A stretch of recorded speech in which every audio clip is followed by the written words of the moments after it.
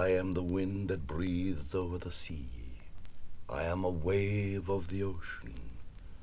I am the murmur of the wave. I am the great ox of the 7 combats. I am the vulture upon the rocks. I am a beam of the sun. I am a tall green plant. I am a lake in the plain. I am a word of science. I am the death point of the battle spear. I am the god who kindles in the head of man the fire of thought.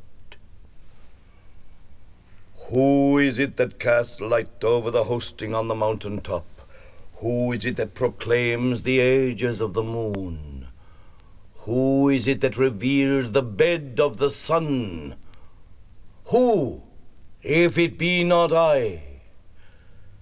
That poem, The Mystery of Abergine, is believed to be the first poem ever to have come out of Ireland.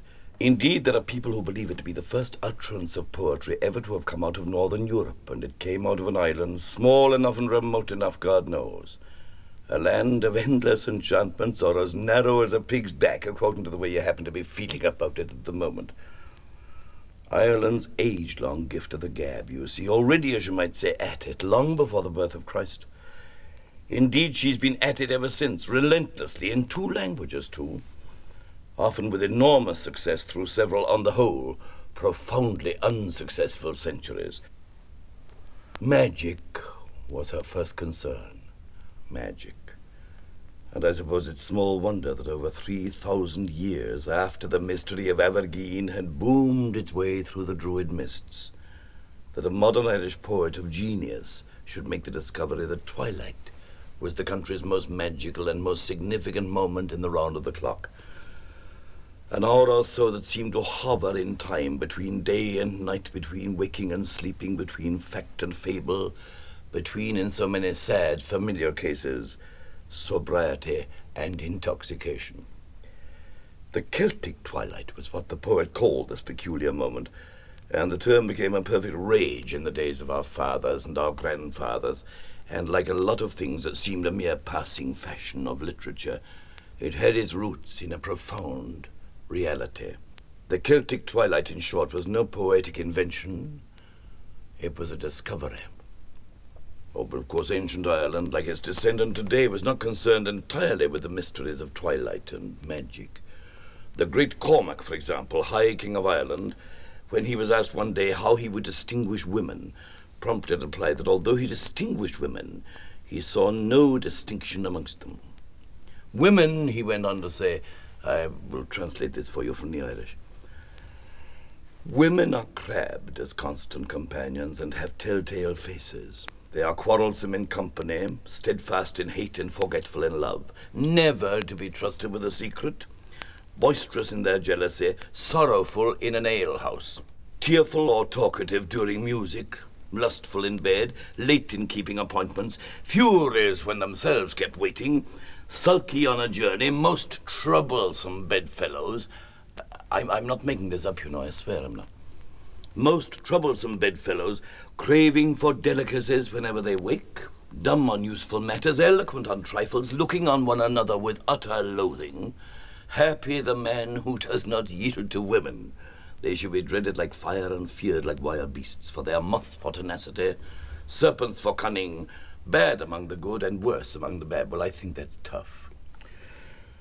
That was how King Cormac spoke about women nearly 2,000 years ago. So you can see for yourselves how immensely they've changed for the better.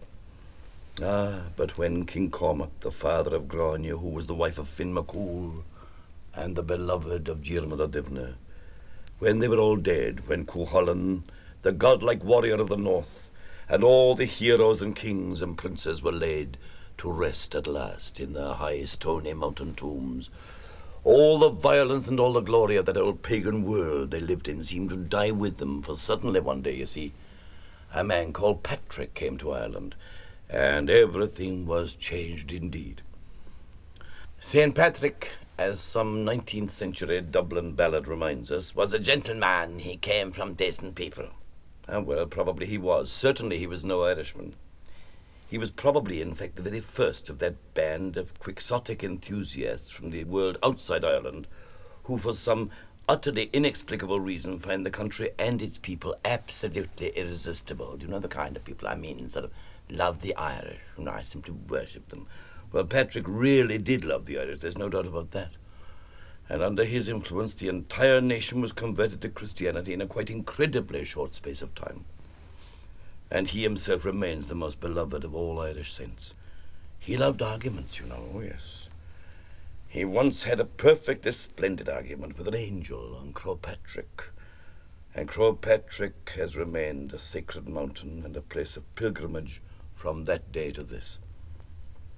Alone on the bare mountain as night fell, the aged Patrick, seeing that the air about his head was dark with demons flying towards him in the likeness of crows and hawks, commanded them to leave him.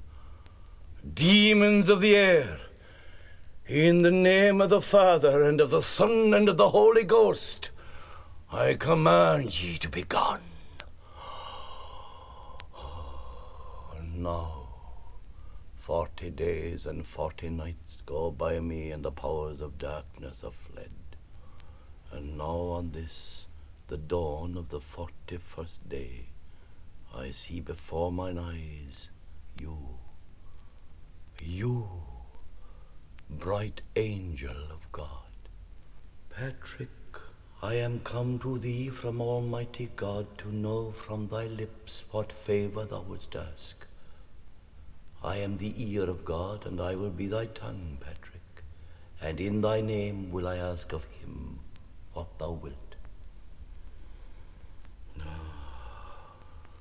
I have thought much and prayed much on this mountain top, dear Son of Light, and now I would have thee ask this petition of Almighty God, that on the day when the 12 thrones shall be upon Mount Sion, I myself may be judge over the men of Ireland on that day of doom. Patrick, Patrick, thou askest too much, too much, too much. I who have fought with the demons of the air, overcome the wisdom of the shadowed druids and the priests of the sun, I who have brought the pagans of this land to the feet of God, too much I ask. Oh, no, no. Go back to God, I pray thee, bright angel, and God will smile. God will stretch out his arms to thee when thou tellest him that I love the people of this land, and that I would be the judge over these, his Irish servants. Aye, and I am come to do violence to heaven until I know his answer.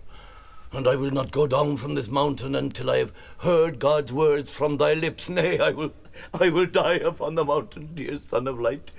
I will not go down from the mountain. Strike thy bell, Padraig, son of Calfern, and a blessing shall come down upon thee. And thou shalt hear through the bright ring of the dawn, as clearly as though my lips were close unto thine ear, thy prayer is granted by Almighty God. Oh, no.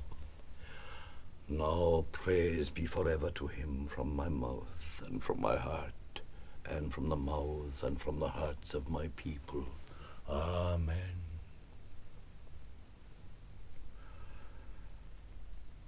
So now you can see how grand it is to have so loving and influential a friend in high places. For indeed I can assure you that the monks who came after Patrick showed no such fighting spirit on our behalf. They were too busy, of course, too occupied with their studies of Latin, of theology, philosophy, with the illumination of manuscripts, and with frequent trips abroad. Oh yes, they were always going abroad, and while they were abroad, they made so many converts and built so many churches that their artless continental followers took to calling Ireland the island of saints and scholars, which pretty title many Irish people will quote to you to this day without being struck down dead by lightning on the spot. But of course such blissful and blameless lives were not to have their own uninterrupted way for very long.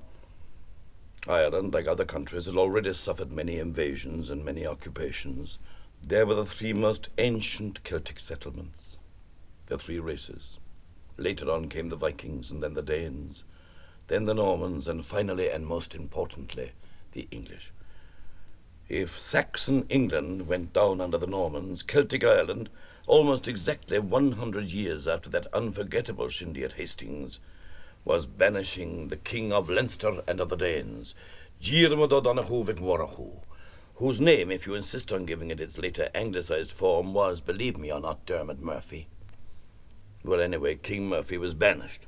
A woman, of course, was at the bottom of all the trouble, and banished with the most frightful results too, for he went straight, or as straight as his nature would allow him to go, to King Henry II of England to enlist his Majesty's help against his own enemies at home. And now you can see what may happen if you invite a neighbour in to help you over what seems at the moment probably nothing much more serious than a rather difficult weekend. For having received the invitation from Ireland, the English, naturally enough, came trooping over, absolutely trooping, more or less. Well, damn it all, we were invited. And they must have enjoyed it all simply tremendously, because actually they did make the most prolonged stay. In fact, the Murphy weekend, as you might call it, hasn't quite come to an end even yet. Oh, well. Now with the English visitors taking over as rulers, the big change had really begun in earnest. In laws, in customs, in dress, in importance of rank and position, above all, in language. And in the popular Irish imagination, magic began to mingle with melancholy, sometimes with despair. And later on, a newer quality still could be observed. Form of escape it was, I suppose, really. Described hundreds of years later by one of the country's most celebrated writers, Mr. George Bernard Shaw, as a horrible, senseless, mischievous laughter. I often think it may well have been the country who gave the first cackle of laughter herself. A woman, of course. Oh, yes, Ireland's a woman. Just as certain countries are masculine, in personality, in essence, Ireland, whether she appears in the mind's eye as a dark, rose-like goddess crowned with stars, or as the old sow who eats her own farrow, Mr. James Joyce's charming and affectionate description, she remains inexorably she. Oh, yes, now she needs must laugh at the grotesque absurdity of her fate. For here she was. She saw herself suddenly, I think, in these blood-drenched years of resistance, as what in fact she had become. A royal, restive, gorgeous, war-bedraggled captive, alone in the sea with nobody near her but her own conqueror. Look at me now, the place I'm in, says she. Look at me, stuck out here in the sea, rooted out here for all time in the sea with nothing but waves and fish lapping around me, and the rain streaming down over me. Oh, my God. Oh, the loneliness. Neighbours, is it, For heaven's sake, what neighbours have I at all? The only neighbour I have in my left hand is the old tyrant himself, and the little Welsh butty he has. And on the right hand, what have I at all? On the right hand, only the boundless ocean. Never a dry step between myself and the new island that many other people is now calling America. Oh, my grief. My grief. What'll I do? What'll I do? What'll I do? Oh, well, it was in that mood, when the trouble was on her, her greatest poet has told us that she said, I must be talking to my friends. What else indeed was there for her to do? And so she talked, and then she laughed, and then she wept and wailed. And talking and laughing and weeping and wailing, she's been ever since. People don't change very much fundamentally. I don't think they do. And nations that to me always seem like people in slow motion, if you see what I mean. Nations change even less. And the country people in Ireland, I'm quite sure, have hardly changed at all in hundreds of years.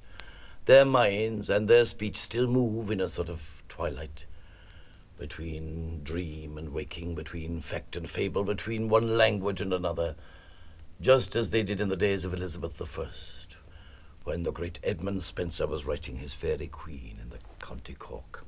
Oh, it wasn't so very long ago at all, that an elderly countrywoman above whose shop and licensed premises in the city of Galway I lived for many a long month and year, said to me one dark, rainy winter's night, Are you there? Are you there? Where are you at all? Off there, you're sitting by the fire. I might have known it. My, says I to myself. Below in the kitchen. He's down there now in that old theatre place in Middle Street. And he's after living on the lights again, God forgive him. I will, thank you kindly. I will sit down by the fire with you. Why wouldn't I? Do you hear the rain clattering down outside, huh? Yourself and myself sitting by the fire, snug and sound, thanks be to God, and me 5 unmarried daughters asleep in their beds, stretched out above like mackerel there. And himself above in the bed too, God help him. Mind you, I'm not complaining about my husband, God knows. He's a good man, a good husband to me, and in any case, I was a widow woman when I married that poor old devil above, you know. It wasn't as though I had the 2 eyes closed. Oh, no. Oh, look, you didn't eat your supper at all, God forgive you. And that was a grand bit of duck I put down for you. Oh, wait, that reminds me now, I have a little surprise for you. Hold on now. Excuse me, look at that. There, in that grand, a big grand bottle of whiskey. I won that at the whist drive. I won that off the nuns at the presentation convent there now. And you're going to have a small supper with not a word out of you now. Huh? Come on, hand over your glass, that's right. There, take that now, and I will not thank you kindly, no indeed. Oh, indeed, I wouldn't let wet me lips with whiskey. 'Tis no drink at all for a female woman. Oh, port wine, is it? Oh, lovely, it's the beautiful Spanish port. Portuguese, sure, what's the difference? And look at the beautiful red light shining out from the fire in the lamp.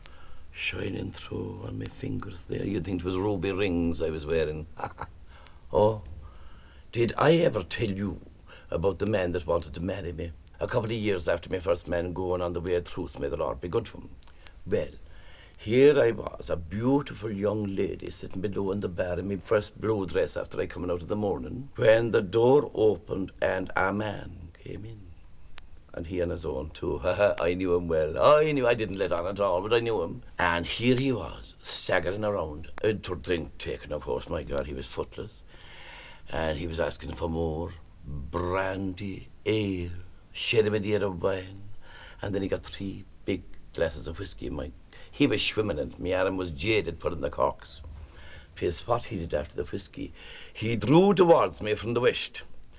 He raised up the flap of the counter and round with him a small piece to my side of the bar. And man dear, says he to me then, and he rocking on the 2 feet. Man dear, says he to me, do you like me? Mr. Linsky, says I to him, for that was his name, God forgive him. Mr. Linsky, says I have no cause to dislike you so far, says I. So far, says I. But I would be very glad, Mr. Linsky, says I, if you'd kindly keep to your own side of the bar, and not come tripping and trotting around to my side of a pestering with a decent Connaught woman, born, bred and reared, thanks be to God and his blessed mother. And where are you from, Mr. Linsky, says I. Where are you from, says I, with a name like that? Oh, he wasn't in the least put out, you know. Didn't mind at all. I was too drunk to notice. He came towards me a couple of steps more over the stone floor. 'Tis what he did then to open the bosom of his shirt, exposing a big, ugly, hairy chest. Oh, my God. And ma'am dear, says he to me then, wouldn't you like to be married to a man with a chest like that, says he? Isn't it gorgeous, says he? Wouldn't you love to start our conjugal bliss by taking the little fairy fingertips of your fingers, says he, and giving me a good big pinch in me lovely chest? Mr. Linsky, says I, when I could speak. Mr. Linsky, says I, how dare you? Says I, how dare you address me in that? Oh, my God, forgive you, says I. You know what it is. You're a wretched, notorious, black-hearted old vagabond, says I. I don't know what I'd do with you. If I wasn't a lady, which thanks be to God and the good nuns that reared me decent, I am. Only for that, I would raise an empty Jameson bottle this minute and I'd brain you. But I know what I will do, Mr. Linsky, says I. Oh, yes. Listen here to me now. I'll put a curse on you, Mr. Linsky, says I. I'll put a curse on you this minute, and I have the power. I'll put a curse on you, will blast and wither that old black soul of yours. Out of your withered, shriveling, black devil's bit of a body you have there, and it will go down and down and down and down to the 7th depths of hell. He died a couple of days later. The eternal countryside of the world, wherever the grass grows. But back in the 17th century, the penal laws and the slow and painful replacement of the forbidden Irish language by English among men of education was driving the ancient nobility out of the country, and with them went much of the nobility, the old traditions and ways. Indeed, what remained in Ireland itself of Gaelic culture had gone, as you might say, on the run. But it was at this tragic time when the laws were so severe that the name of Ireland even was forbidden to be mentioned in any of the songs or ballads composed in her honour, so that the poets of the 17th century, certain fragments of whose works have been preserved from the general Holocaust, these poets took to calling Ireland by the name of women: the Little Dark Rose, Kathleen O'Houlihan, Sheila ni Raire, Crouch ni Rear, the Dear Dark Head, the Silk of the Kine, and a dozen more names were given to the beloved country who lived in a sort of disguise. And the songs that the poets made for her were explained away to the English authorities whenever explanation became necessary as love songs, nothing to do with sedition, rebellion, revolution at all. Merely love songs addressed to a series of ladies who were either desolate or beautiful, and who most frequently were both. In fact, a certain secret code of poetical symbolism grew gradually into being among these poets in the Gaelic tongue of the 17th century and the 18th century. Their symbolism was simple and strange. The making of ale, for example, in any of these songs invariably meant Irish rebel activity. Troops of horses stood for the English soldiery. The birds in the trees meant Irish traitors and informers at work among the people themselves. In fact, of course, with these names of women, of goddesses, the outlawed lovers were merely conjuring up images of the beloved country herself. Ah, many's the day I've made good ale in the glen that came not from stream nor from malt like the brewing of men. My bed was the ground, my roof the green wood above, and the wealth that I sought one far kind glance from my love. And alas, on that night when the horses I drove from the field, that I was not near from terror my angel to shield. She stretched forth her arms, her mantle she flung to the wind, and swam o'er Loch Lane, her outlawed lover to find.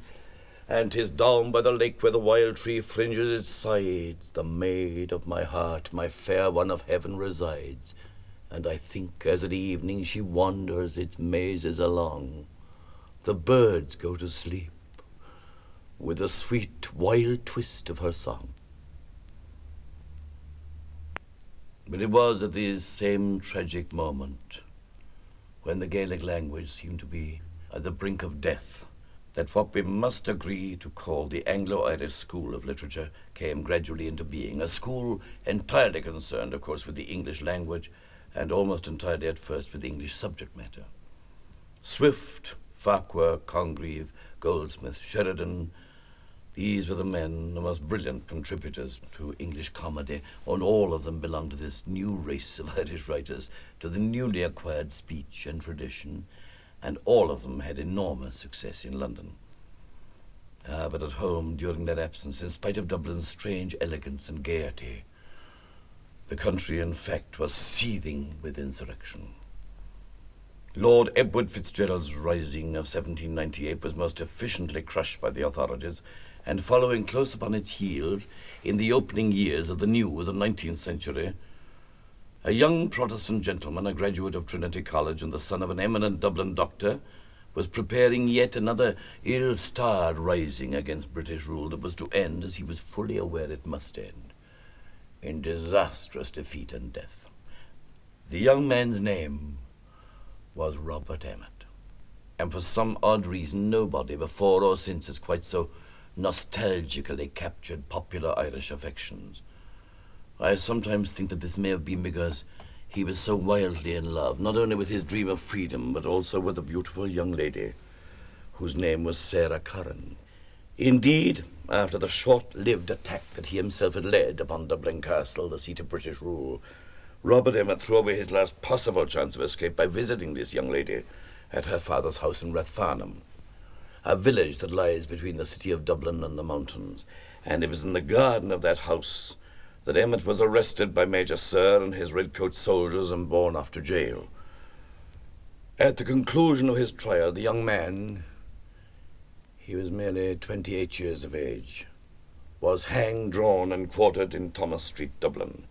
The English executioner, holding the severed, blood-dripping head on high, cried in a loud voice to the multitudes that thronged the streets, "People of Ireland, look on the head of a traitor!" And there was heard in the deathly answering silence something that fell lightly tinkling to the stone sets of the street that were running with blood. And it was found to be a golden locket, containing a little dark curl of Sarah Curran's hair, and engraved with the inscription, "Dear Miss C." Poor Bob Emmett. Bob Emmett in his plumed hat and his green jacket, his elegant white Napoleonic breeches, his tasselled top boots, his valiant silver sword. Old Robert Emmett, the darling of Erin. War for the liberation of Ireland! But when at last the death sentence had been passed on Emmett, and he stood in the dock, he said finally to the judge, Lord Norbury, I do not fear to stand before the omnipotent judge to answer for the conduct of my whole life, and am I to stand here appalled by this mere remnant of mortality? By you too, although indeed if it were possible to collect all the innocent blood that you have shed in your unhallowed ministry in one great reservoir, your lordship might swim in it, Mr. Emmett. I see, my lords, I see you are impatient for the sacrifice. The blood that you seek is not congealed by these artificial terrors that surround your victim, no. It still circulates warm and unruffled through those channels that God himself created, it may be for some noble purpose, but which you now are bent on destroying for purposes so grievous that they cry to heaven. Be yet patient, I have but few more words to say. I am going to my cold and silent grave. My lamp of life is nearly extinguished. I have already parted with everything that was dear to me in this life, and for my country's cause with the idol of my soul, the object of my affections. My race is run.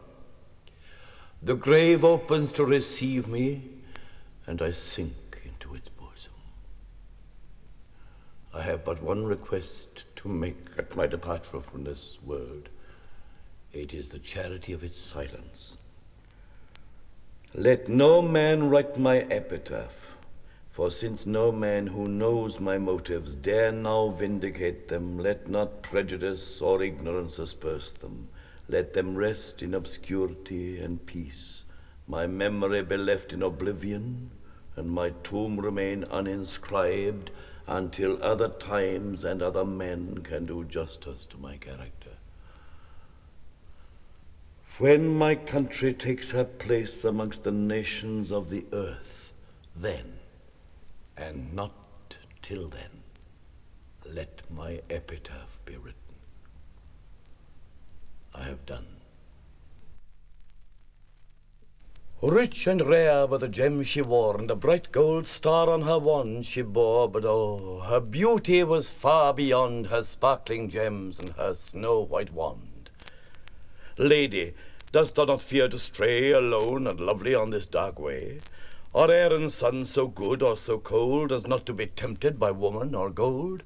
Sir Knight, I feel not the least alarm. No son of Erin shall offer me harm. For though they love women and golden store, Sir Knight, they love honour and virtue more. On she went, and her maiden smile safely guided her round the green isle. And blessed forever was she who relied on Erin's honour and Erin's pride. Now, you know, really. All the same, I think it would be a great mistake entirely to dismiss Thomas Moore, who celebrated that sugar-plum usher-in of the 19th century, as the creator merely of second cousins in rhyme to Little Nell. For in fact he was much more than that. He was a very fine man, a scholar, a poet, the intimate friend of such men as Lord Byron and Robert Emmet, and he was the first man, I believe, to introduce the twilight into English drawing rooms, although, as we know, he called it the tear and the smile.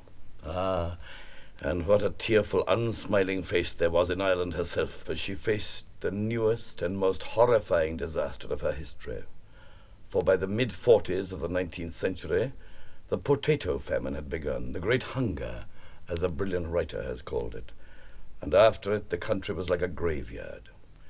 Within 10 brief years, 1/2 of the entire population had vanished, over the sea, or underneath the earth. Now, I often wonder, was it after the famine that the stage Irishman made his first ominously jocular appearance? When was the stage Irishman born? Was he born at all, indeed, or was he merely endured?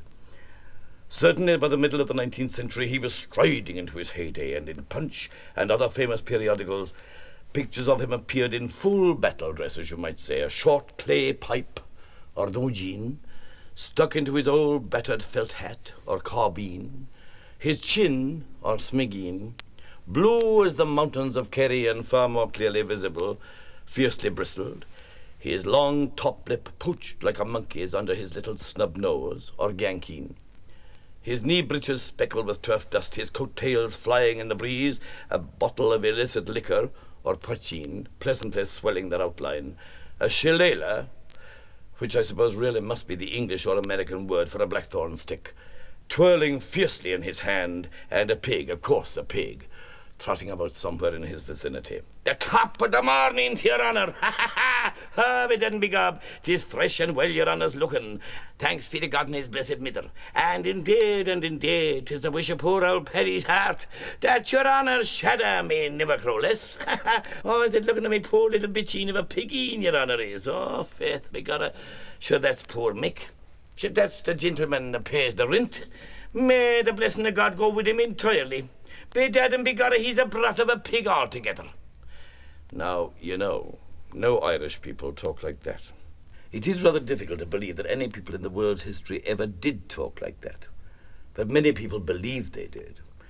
And however alluring a picture this sort of thing may have given to the outsider of Ireland and her people, it had no effect at all on the Irish themselves, on what one might call the intellectual emigration from their country.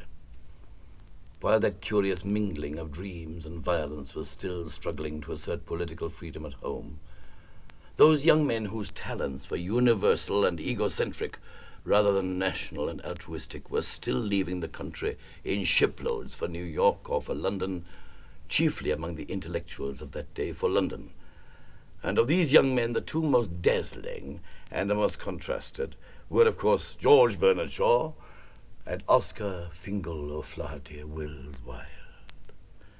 Shaw gave the Irish twilight a punch in the jaw, and it slid softly and sadly away, dazzled a little perhaps by the fluorescent brightness of his most remarkably uncommon common sense. Oscar Wilde naturally made no such strenuous efforts. No, he merely drew a heavily brocaded curtain over the twilit windows, ordered the lamps to be lighted, and decided that life, poor probable human life as he called it, was totally uninteresting, that art was man's supreme refuge from a Philistine world in which, as he explained, it is always the unreadable that occurs. Did he, I wonder, in his triumphant London days, ever give a thought to Ireland? Probably not. Convinced, as he had once said, that with the coming of the English, art in Ireland quite naturally came to an end, he could hardly have been expected to take any interest in such a prospect of bleak defeat. And yet, at moments of great personal suffering, as we can read in De Profundis, he reminds us more than once that he is, in fact, an Irishman, and remembers, as he says, the whole of our Celtic myth and legend, where the loveliness of the world is seen through a mist of tears, and where the life of a man is no more than the life of a flower. And even a writer so devoted to progress, to bright lights, to common sense as Bernard Shaw begins, when he remembers his own country at all, to dream a little in its fatal twilight, although characteristically enough he decides to call it climate. We are in a London office at the beginning of our own century, and Mr. Lawrence Doyle from Ireland is talking to his English friend and partner, Mr. Tom Broadbent, about his own native town. And he says, "Roscommon, oh, good Lord, Tom, Roscommon. Oh, the dullness, the hopelessness, the ignorance, the bigotry. That's the usual thing in the country, Larry, old boy. Much the same over here, you know, in England. No, it isn't much the same at all. The climates are different. Oh, I mean it here you see in England, if the life is dull, you can be dull too. There's no great harm done. Ah, but your wits can't thicken in that soft, moist air, on those white, springy roads, on those mountainsides of granite rock and magenta heather. Now, you've no such colours in the sky in England, Tom. No such lure in the distance, no such sadness in the evenings. Oh, the dreaming, the dreaming, the dreaming. The torturing, heart-scalding, never-satisfying dreaming, dreaming, dreaming. It's all dreaming in Ireland, you see. It's all imagination. The average Irishman can't even be intelligently political. If you want to interest him in Ireland politically, you have to call the poor unfortunate island Kathleen the Houlihan and pretend she's a poor old woman or something. Saves thinking, you see. It saves working. It saves everything except imagination. Imagination, imagination. Yes, and imagination's such a torture you can't endure it without whiskey. Too bad, laddie. It's a very, very sad picture, I think. Oh, but never despair. Never say die, old chap. I often think there are great possibilities for Ireland. Under English guidance, of course. Thomas Broadbent, I surrender. The poor, silly, clever Irishman takes off his hat to God's own Englishman. Suddenly then a great bell sounded. Ireland began to change once more. The first stroke was perhaps the most impressive because it announced the appearance of a lanky young man with hair that drooped like the wing of a raven over a marmoreal brow, and up-slanting, short-sighted olive-green eyes that seemed behind their spectacles to be half asleep. Now, this was most misleading because he wasn't half asleep at all. He was the most decisive young man. And the first thing he decided as he gazed dreamily about him was that he himself was a poet. The second thing was that there was a great deal to do and a great deal more to write about in this neglected, weed-grown garden of a country that all the other artists and writers seemed so anxious to get out of. And before he was 20, he had begun to do it and to write it all. And before he was 30, he had written many great poems and a handful of plays and was dreaming of the recreation of a whole literature, of the reawakening of a whole nation's intellectual life. His name, of course, as you've guessed, was William Butler Yeats, and there is in my mind no doubt at all about the bell that so triumphantly boomed forth when he was born. For he was the father of a whole nation's modern literature. In his early songs, all the magic of Ireland's ancient preoccupation with that art seemed to speak once more through his lips. I went out to the hazel wood because a fire was in my head, and cut and peeled a hazel wand and hooked a berry to a thread. And when white moths were on the wing and moth-like stars were flickering out, I dropped the berry in a stream and caught a little silver trout. When I had laid it on the floor, I went to blow the fire aflame, but something rustled on the floor and something called me by my name. It had become a glimmering girl with apple blossom in her hair, who called me by my name and ran, and faded through the brightening air. Though I am old with wandering through hollow lands and hilly lands, I will find out where she is gone, and kiss her lips and take her hands, and walk among long dappled grass and pluck till time and tides are done, the silver apples of the moon, the golden apples of the sun. The poet's own personality was very strange. It was that perhaps of a man of some intangible hidden power, a magician, if you will, although like many mystical people he had surprising moments of practical common sense. He had also an abrupt hawk-like precision, a sort of dry, wry humour. I knew him reasonably well towards the end of his life, and I remember so vividly that when Lady Gregory first invited me to meet him, I was a very young man at the time indeed, and arrived breathless with excitement and a little late from some prolonged Dublin rehearsal.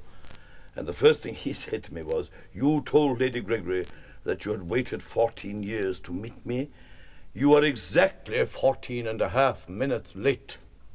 But then, just as under his amazing guidance, the country began to make its own intellectual life, to build a theatre of its own. The flames of rebellion shot up once more and burst forth in the grimmest reality upon the streets of Dublin on the morning of Easter Monday, 1916. The insurgents, many of whom had been inspired by Yeats, held the city for a week and then capitulated. The 7 signatories of the proclamation of the Irish Republic, together with many other leaders, were shot by the authorities. Now, there were poets among these men. MacDonagh, Plunkett, and the strangest and perhaps the most beloved of all, Pádraig Mac Piaraish, schoolmaster, Gaelic poet and scholar, revolutionary soldier, a most lonely and dedicated man who long before the rising of 1916 had written many Gaelic songs. One of these, the best beloved perhaps, he called Micheál, which means, I am Ireland.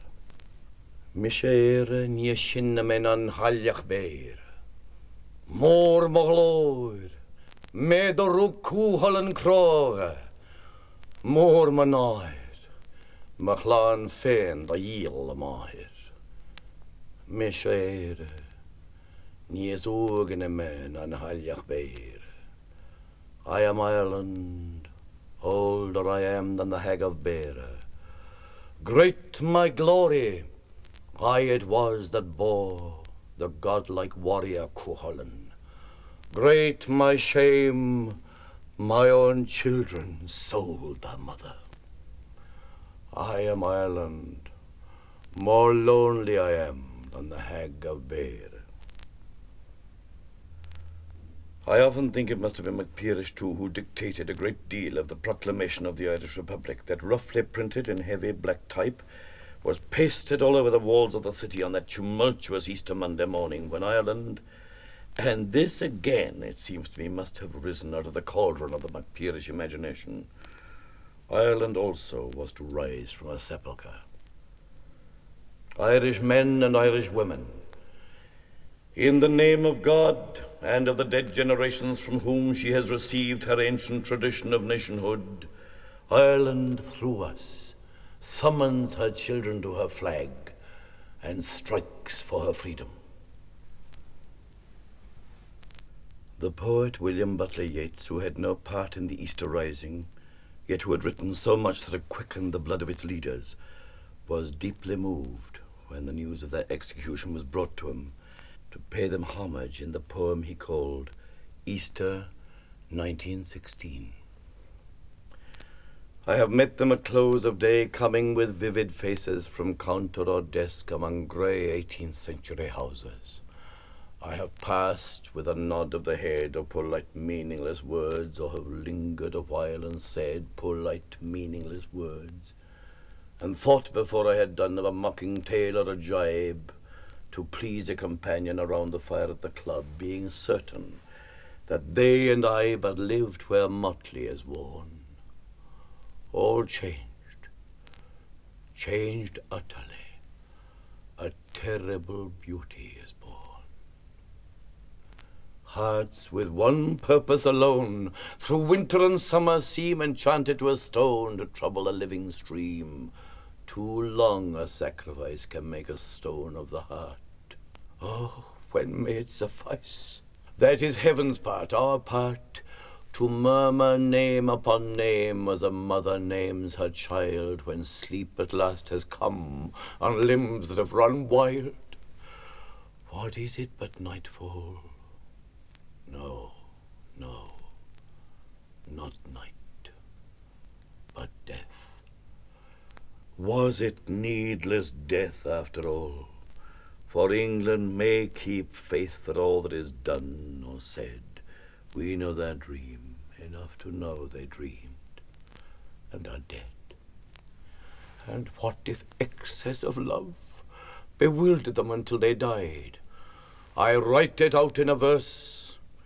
MacDonagh and MacBride and Connolly and Pearse, now and in times to come, wherever green is worn, are changed utterly.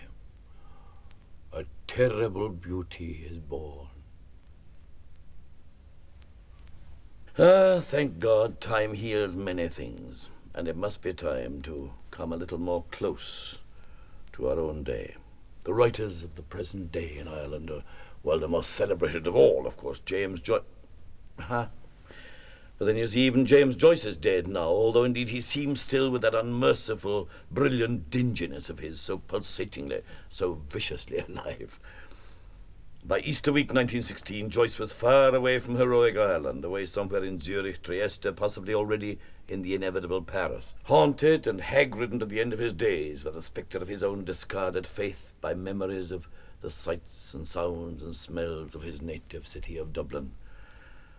Havana livia plura bella, the river that flowed so softly past her dark 18th century houses, the mountains that ringed her round, the strands that curved above the sea at her feet, particularly perhaps the strand at Sandymount, that late 18th century seaside suburb near the city, where, just as the sun was sinking down through the mystic dusk of Bloomsday, the 16th of June, Anno Domini 1904, the three girl-friends were seated together on the strand, enjoying the evening scene and the air, which was fresh but not too chilly. Many a time and oft were they wont to come there to that favourite nook to have a cosy chat beside the sparkling waves and discuss matters feminine. Cissy Caffrey, Edie Boardman with the baby Boardman in the posh car, and Tommy and Jackie Caffrey, two dear little curly-headed twin boys, scarce 4 years old, dressed in sailor suits with caps to match, and the name HMS Belial printed out on both. And Edie Boardman was rocking the chubby baby Boardman to and fro in the posh car, while that young gentleman fairly chuckled with delight, and Cissy Caffrey bent over baby to tease his fat little plucks and the dainty dimple in his chin. "No, baby," Cissy Caffrey said, "say it out big, big. I want a drink of water." And baby prattled merrily after her, "A jingy jingy job." And the third girl, Gertie McDowell, seated near her companions, lost in thought, wished to goodness they'd take their squalling common brat of a baby away home out of that and not be getting on her nerves. She gazed out towards the distant sea, just like the paintings that man used to do on the pavement with all the lovely coloured chalks. And as she gazed, her heart went pitter-pat, pitter-pat, pitter-pat, pitter-pat, pitter-pat, pitter-pat, pitter-pat. Because, yes, it was at her the strange gentleman was looking, sitting over there on the rocks he was, and gazing at her intently, while his dark eyes burned into hers. Burned into hers. Refuge of sinners, comfortress of the afflicted, ora pro nobis, came from the church nearby. The stained glass windows lighted up the candles, the flowers, the blue banners of the Blessed Virgin's sodality. And Gertie put on her hat that she could see the strange gentleman from underneath the brim, and she swung her buckled shoe to and fro, faster, faster, faster, for her breath caught as she caught the expression in the strange gentleman's eyes. He was eyeing her now as a snake eyes its prey, and then in the church they sang the second verse of the Tantamerco. And then Canon O'Hanlon whispered Father Conroy that one of the candles was just going to set the flowers on fire. "Oh, look, Sissy," was little Jackie Caffrey. And they all looked up at the sky over the church. Was it sheet lightning? There, over the trees beside the church. It was blue, and then green, and then purple. "It's fireworks, fireworks," Cissy Caffrey said. "Come on, Gertie. It's the bazaar fireworks." And they all ran away helter-skelter over the darkening strand. But Gertie had no intention of being at their beck and call. If they could run like Rosses, she could sit so she could. So she said she could see perfectly well from where she was, because the look in that man's eyes were making her pulses race. He was still gazing at her. It was much darker now, but he was still looking at her, and she could see he was still looking. He was winding his watch then, listening to the works, and he put his watch back and put his hands back into his pocket, and his hands and face were working, and a tremor ran all through her too, and she leaned back far to look up at where the fireworks were, and she got her knee in her hand so as not to fall back looking up, and there was no one to see her, no one, only him. And then Jackie Caffrey shouted to, "Look, Sissy, there's another. Look, look, there it goes." And something queer was flying about through the air, a soft thing to and fro, dark. And Gertie saw a tall Roman candle going up over the trees, up, up, up, and in the tense hush higher, higher, and she had to lean back more and more to look up after it, high, high, almost out of sight. And she knew he could see her, she knew, and she didn't care. And then a rock of sprang and bang, shot blind, and oh, and then the Roman candle burst, and it was like a sign of oh, and everyone cried, oh, in raptures, and it gushed out of it, a stream of rain gold hair threads, and they shed and fell, and now it was all dewy, changing, greeny stars, falling, falling, with lovely, dewy, soft and sweet, oh, soft, sweet, soft. They all melted away dewily in the grey air. Everything was silent. She looked at him for the last time. Leopold Bloom, for it is he, stands there with bowed head before those young and guileless eyes. Ah, what a beast he'd be, what a fool. At it again, at it again, at it again. Very slowly, without looking back, Gertie MacDowell went down the uneven strand to Cissy, to Edie, to Jackie, and Tommy Caffrey, back to little baby Boardman. It was darker now, and there were stones and bits of wood on the strand, and slippery seaweed, and Gertie walked with a certain quiet little dignity characteristic of her, but with great care and very slowly, because Gertie MacDowell was. Tight boots? No. She's lame. Mr. Bloom watched her as she limped away. And while James Joyce was writing these strange, dark, repellent, compassionate memories, younger men, younger women were pressing on and on all the time. There they go, a shadowy procession before our eyes. The quick and the dead seem to walk together, and the oldest among the living, as is only fitting, should go first. Padre Colum, the poet. There he goes, his eyes still young and dewy from his own wild earth. And Pádraig O'Conor, the storyteller of Gaelic tales from the Connemara Mountains. Murray and Robinson of Cork, Liam O'Flaherty of Arran and Arizona, and there, through grey Dublin streets that still remember Barclay and Swift, goes Sean O'Casey, his own savage indignation lacerating the drums of his childish memories at dawn. And there the satiric Gogarty with his offering of swans. And James Stephens carrying his crock of gold across the immemorial fields of buttercups. Ah, and here, how lightly they tread. Kate O'Brien of Limerick, Elizabeth Bowen of the County Cork, Lavin Laverty, Keane O'Brien, and here, Austin Clark, Patrick Kavanagh, McNeese and Rogers and Kinsella, and a dozen more. Frank O'Connor and Sean O'Wheeler, lords among the commons. And there, what a sombre figure, and so brilliant. Bonjour, Monsieur Beckett, Monsieur Samuel Beckett, de Foxrock County, Dublin, et de Paris 6. And who is this? A shadow already, and so young. Still calling, it seems, from the shades, for madder music and for stronger wine. It can't be, but it is. His own worst butty, Brendan Behan. Ah, well. Salutations to them all, and to the mother that bore them. And one wonders what she herself thinks of them all. Their mother, Ireland, Kathleen O'Houlihan, the poor old woman, that little dark rose that we swear is red again. Aye, red in tooth and claw. Ah, well, here I am still, says she, stuck out in here in the wild ocean, the place I always was, and the sun shining down and the rain falling over me. And isn't it a very strange thing, says she, the way they all remember me, these poets and playboys and playwrights, and they after forgetting all about me for these hundreds of years. And would they remember I was in it at all, says she, only that little clatterton there was in Galway a while back. Ah, you remember.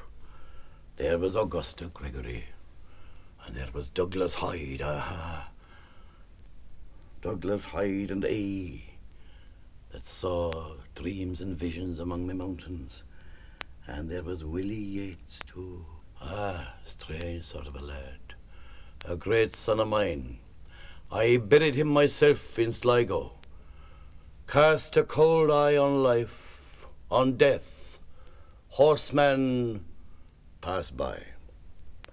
And yet one more son of the poor old woman I see so plainly that I must invite him to his own share of celebration in this hail and farewell. His name is Dennis Johnston, and in a play he called The Old Lady Says No, you realize, of course, by now who the old lady was, for Ireland indeed is always saying no. He brings to life once more the hero of a century and a half ago, bold Robert Emmet, the darling of Erin, and after following poor Emmet through a multitude of adventures in which we, the audience, have our share in the nightmare odyssey of his quest, indeed it is a most extraordinary play, we sit at the end with Emmet on the side of an Irish mountain. Night is falling, and we are invited by him to look down into the valley where the lights of Dublin are kindling one by one. And Emmet whispers in our ears, Dublin, the capital of Ireland. Look at it. Our city, our willful, wicked old city. Strumpet city in the sunset, suckling the bastard brats of Scot, of English ray, of Huguenot. Brave sons breaking from the womb, wild sons fleeing from their mother. Wistful city of savage dreamers, so old, so sick with memories. Old mother, some they say are damned. But you, I think, one day shall walk the streets of paradise, head high and unashamed. There. Now let my epitaph be written.